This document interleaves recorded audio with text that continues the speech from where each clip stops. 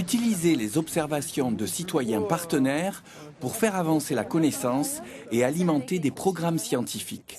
C'est l'objectif de la science participative. C'est celle-ci, c'est Taxiformis. Tu peux noter ici. Avec le développement des outils informatiques et la nécessité d'observer l'impact du changement climatique, tous les citoyens sont invités à collecter des données. Là, on voit bien les petites logettes, regarde, avec normalement là, les vers qu'on appelle les tarés, les vers marins. Biolite est le premier programme de sciences participatives mis en place en Méditerranée entre le Muséum d'histoire naturelle et l'association Planète Mer, en collaboration ce jour-là avec le Centre pédagogique de la mer de Marseille. La France possède 1500 km de côte, donc c'est très long, c'est trop long pour que les scientifiques et les gestionnaires puissent tout seuls observer ce littoral. Et donc l'idée que nous avons eue à Planète Mer, c'est de nous dire mais il y a tellement de gens qui vont sur la plage, tellement de gens qui vont sur la côte, que chaque perdieu, chaque personne peut être un participant à la connaissance et à la science.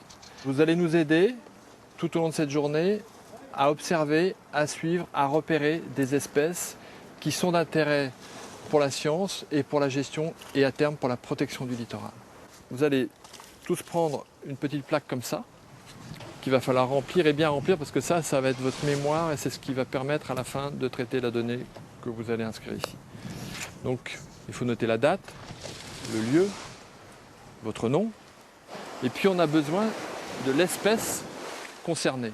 Et l'espèce concernée, nous on a fait le choix de vous demander de la prendre en photo parce que c'est le seul moyen qu'on a de contrôler, de vérifier que vous ne vous êtes pas trompé et il y a des fois c'est très très difficile de ne pas se tromper, y compris pour les spécialistes. Toutes les données, les observations sont inscrites sur notre site internet et sont ensuite traitées par des scientifiques et des gestionnaires. Et des scientifiques notamment du Muséum national d'histoire naturelle avec lequel on a un partenariat important. Julien, tu connais un peu cette plante là? On est en présence d'une plante qui s'appelle la tritme marine, qu'on appelle aussi fenouil de mer. Autrefois, on cueillait les jeunes pousses qu'on préparait avec du vinaigre, on les mangeait un peu comme ça remplaçait un peu les cornichons.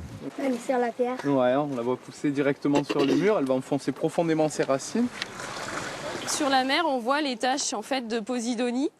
Donc on voit l'herbier et la différence avec le sable. C'est une plante à fleurs. Vous le saviez, vous? Oui. Elle est très très importante cette posidonie, même une fois que les feuilles sont arrachées et que les vagues les ont ramenées ici. D'accord?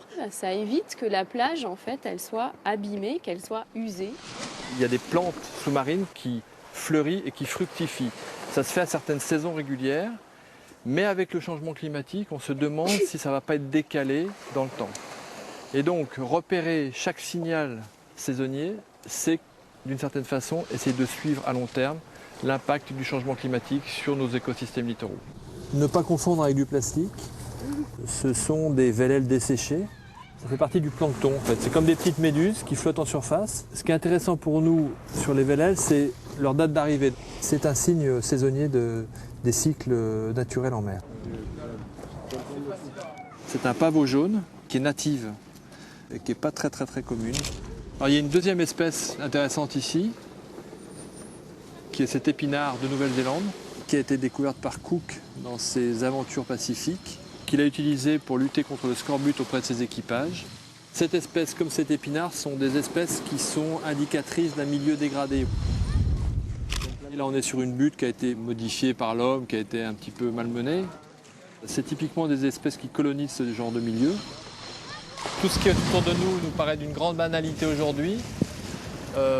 Mais en faisant tous ces relevés, on écrit l'histoire scientifique de ce lieu. Et dans 10 ans, il y aura sans doute des choses qui ont changé, des choses qui auront disparu, des choses qui seront apparues. Et c'est ce qui nous permettra de mesurer cette évolution-là.